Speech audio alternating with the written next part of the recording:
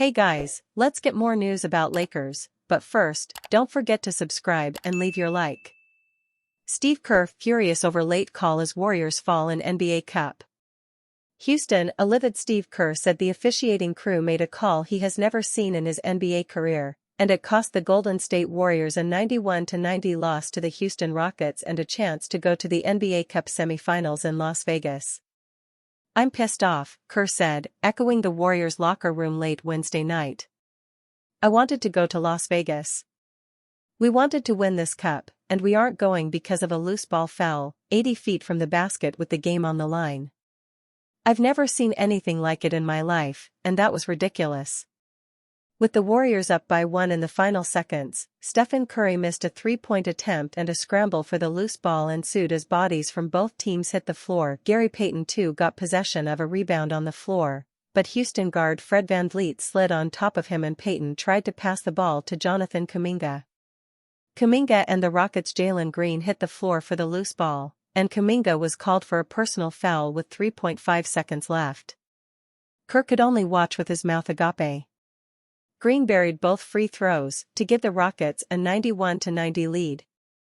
On the final possession, Curry was blanketed near the sideline and passed to Brandon Podziemski, whose three-point attempt from the corner was blocked by Jabari Smith Jr. to secure the win for Houston and snap a 15-game losing streak to the Warriors. Houston will face Oklahoma City on Saturday in Las Vegas.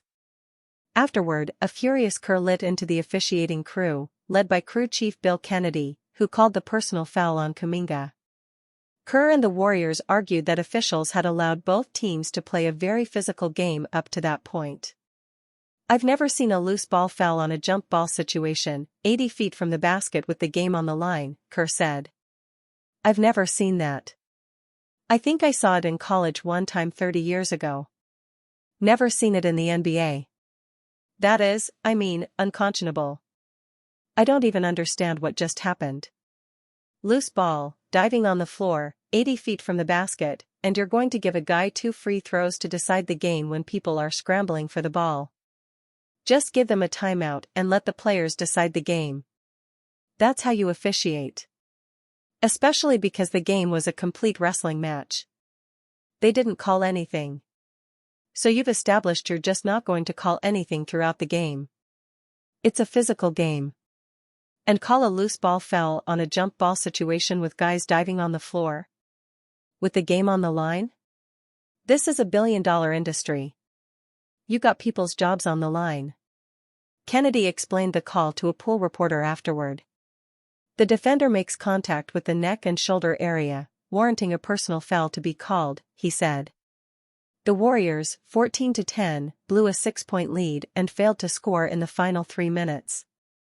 Curry missed a step-back three-pointer with his team up by 1 with 11.1 seconds left before the loose ball scramble that resulted in the ending that left Kerr beside himself and the Warriors' locker room in almost a dead silence afterward.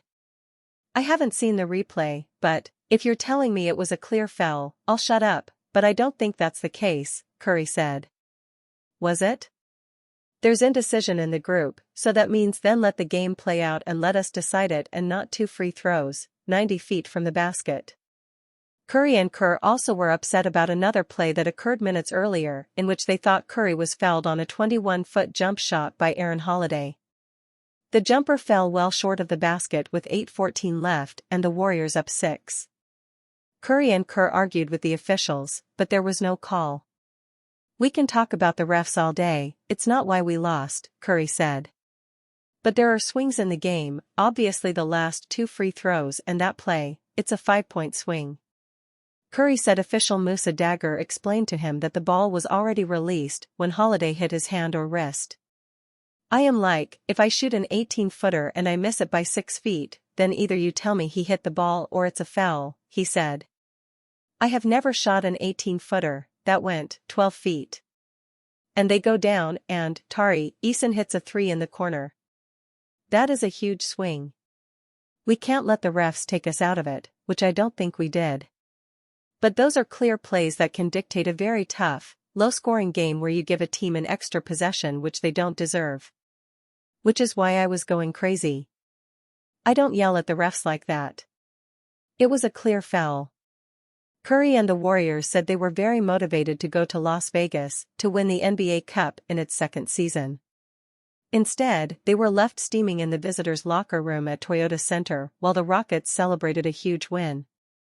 This was the second loss in 8 days in which Kerr questioned a late call by officials that he believed cost the Warriors a game.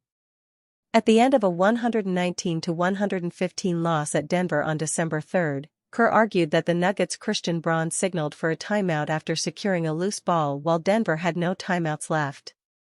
The officials said they did not see Braun clearly signal for a timeout, which would have resulted in a technical foul and possession for the Warriors with 1.9 seconds left and the team down by 4. The officials called for a jump ball instead. "I am stunned," Kerr said after Wednesday night's loss. "I give the Rockets credit. They battled back. They played great defense all night. But I feel for our guys. Our guys battled back, played their asses off and deserved to win that game or at least have a chance for one stop at the end to finish the game. And that was taken from us by a call that I don't think an elementary school referee would have made because that guy would have had feel and said, you know what?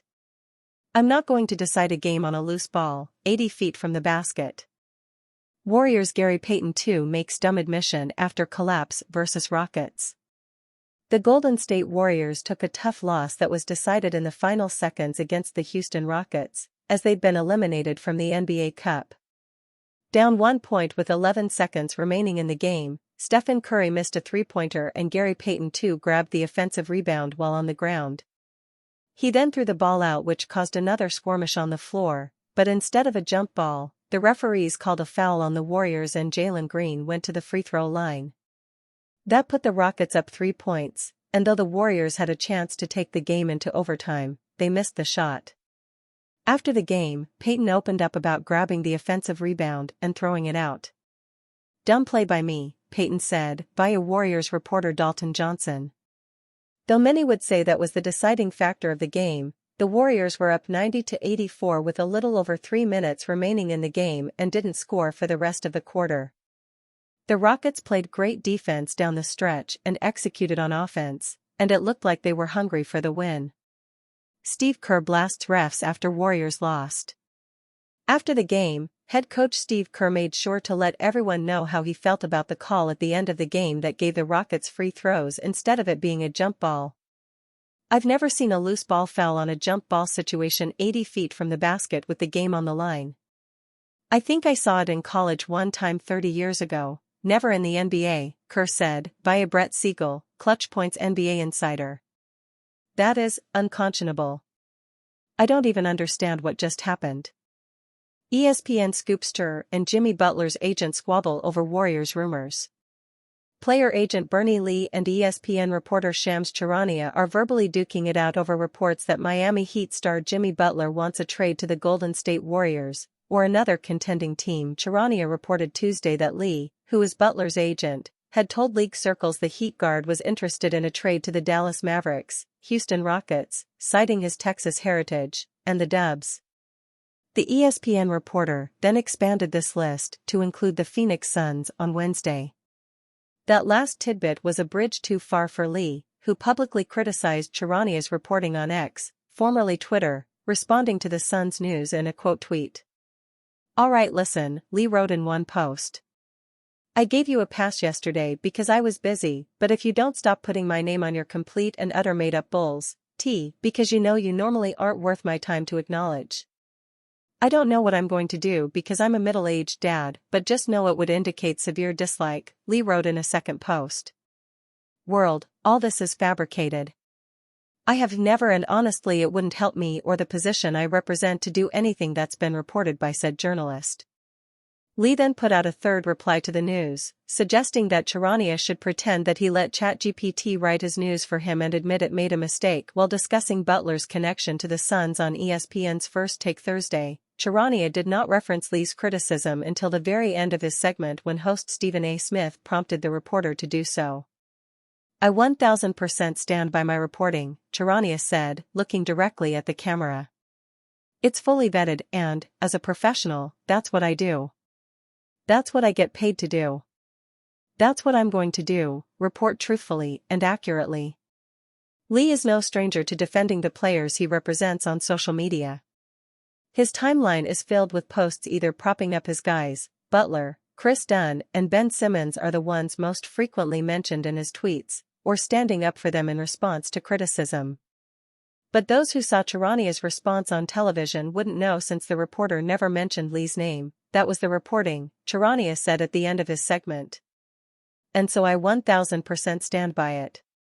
It is 1000% facts." And you, fan? What do you think of the situation of Jimmy Butler? Leave your opinion in the comments.